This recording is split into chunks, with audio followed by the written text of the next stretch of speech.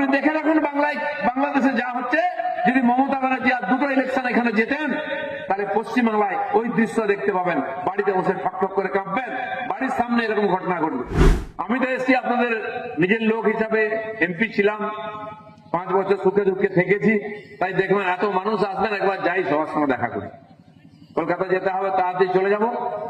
কিন্তু বর্তমান পশ্চিমবাংলা যে পরিস্থিতি, কেন আমরা পরিবর্তন চাইছি? কি আমাদের খুব ইচ্ছা হয়েছে মন্ত্রী হওয়ার, মুখ্যমন্ত্রী হওয়ার? ইচ্ছা তো নিশ্চয়ই আছে, তাহলে রাজনীতি করছি কেন, পার্টি চালাচ্ছি কেন? একাধিক রাজ্যে আমরা ক্ষমতায় এসেছি, মাননীয় প্রধানমন্ত্রী মোদীজিকে দেশের লোক 3-3 বার প্রধানমন্ত্রী করেছে, অটলজিকে 2 বার করেছে। এখানেও আমরা সরকার গঠন করব, আর এই জন্য করব যে সাধারণ মানুষের জীবনের পরিবর্তন হোক, এখানকার ভূবৈজ্ঞানিক পরিবর্তন হোক, মানুষের আর্থিক, সামাজিক, রাজনৈতিক চিন্তা চেতনার পরিবর্তন হোক। সেই জন্য পরিবর্তন চাইছি আমরা। খালি সরকার পাল্টালে সেটা হবে না, আমাদের কার্যকর্তারা যেরকম পরিশ্রম করছেন, সাধারণ মানুষের জীবনের পরিবর্তন করতে চাই। তাই মাননীয় প্রধানমন্ত্রী দেখেছেন, তিনি যখন প্রধানমন্ত্রী হলেন, এই ভারতবর্ষের প্রায় 30 কোটি মানুষ অতি দরিদ্র সীমার নিচে ছিলেন, যাদের বাড়ি নাই, যার বাড়িতে আলো নাই, রাস্তা নেই, জল নাই, খাবারের ঠিক নাই, চিকিৎসার ব্যবস্থা নেই, বাচ্চাদের পড়াশোনা, চাকরির ব্যবস্থা নেই। তাই তিনি প্রথম ঠিক করলেন আবাস যোজনার মাধ্যমে সেই গরিব মানুষদের মাথার উপর টাকা ছাদ করে দেবেন।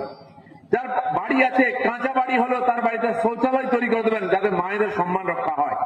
কোটি কোটি শৌচালয়, কোটি কোটি আবাস যোজনার বাড়ি ভারতবর্ষে তৈরি হচ্ছে।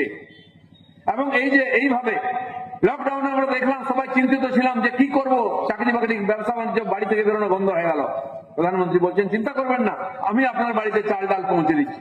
সারা ভারতবর্ষের মানুষ, 80 কোটির বেশি মানুষ চাল ডাল আটা 5 বছর ধরে পাচ্ছেন। কেবল পশ্চিমবাংলার মানুষ খালি চাল পাই, আমরা ডালটা এখনো দেখতে পেলাম না। পয়সা কিন্তু আসছে মমতা ব্যানার্জির কাছে। যিনি খাদ্যমন্ত্রী ছিলেন জ্যোতিপ্রিয় মল্লিক, তিনি বলছেন ভাবছি কি ডাল দেবো, অড়হর ডাল দেবো, মসুর ডাল দেবো, মুগ ডাল দেবো, ভাবতে হতে 5 বছর, তার মধ্যে 1.5 বছর জেল ঘুরে চলে এলেন উনি। এখনো ডিসিশন নিতে পারলেন না। আমার বোধহয় পারবেন না, এই সরকার ডিসিশন নিতে পারবে না, চলে যাবে মে মাসে। তো বাংলার মানুষ সব জায়গায় কেন অবহেলিত? বলছে কেন্দ্র দেয় না, কেন্দ্র দেয়, আপনারা দেন না, সেই জন্য পরিবর্তন চাই।